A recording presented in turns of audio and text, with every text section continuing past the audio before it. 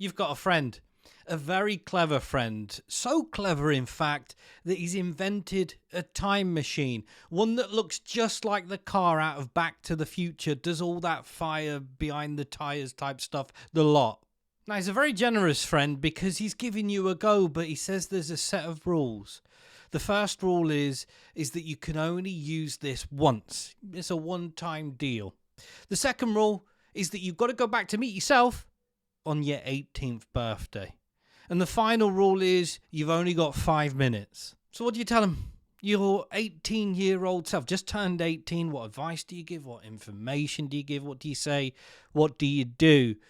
Just turned 18, not going to pay much attention, but I'm hoping as I walk towards my younger self and he sees his older self, it might spark a bit of attention.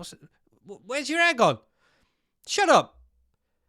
Shut up. You'll start to appreciate all that time saved in the morning without faffing around with your frigging hair like you bloody used to do. Shut up. Anyway, we haven't got much time. Just be quiet. Now, most of us are greedy, so we might start off with a bit of stock advice, perhaps. You might want to get involved with something called Bitcoin when it comes out. You might want to check out some certain stocks, give a couple of company names, tell them that if you don't get to it, then the Pelosi's are going to get to it before you, and they can't grab it all.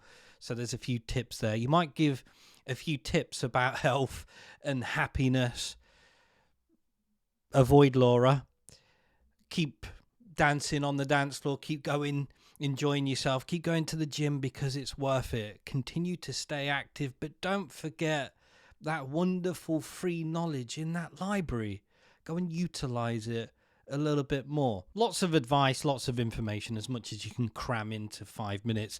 Finance, health, happiness, the usual stuff. But I don't know about you, but what I'd be keen to do as much as anything else is talk about what's going on in here, because if you're not sorting that out, you can give as much financial advice, as much health advice, as much happiness advice. But if you're not giving the advice, the information related to keeping it all together, that ingredient that binds it all together, and for me, it's ultimately taking control.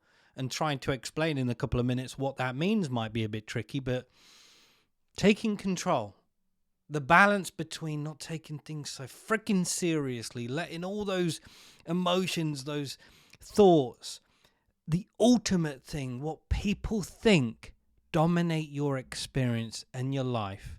That's what I mean about taking control. Carl, younger self, Carl, listen to that. Because you and so many other people are governed by what other people are thinking, and it's stupid. It's highly unlikely you're going to get into any car that's going to take you back to the past and you're going to be able to deliver that life-changing information and advice. But the next best thing, talk to yourself now. Talk to yourself today, because you are your younger self today for your future self. And to have your future self happier, what might you want to be telling yourself today? It's so inbred in us, so indoctrinated into our psyche, the worrying about what other people are thinking, what they might be thinking, that I have to remind myself daily just how embedded that is and how influential it is. And when you become more aware of it, you can start to do something more about it. And your future self is going to be a whole lot happier.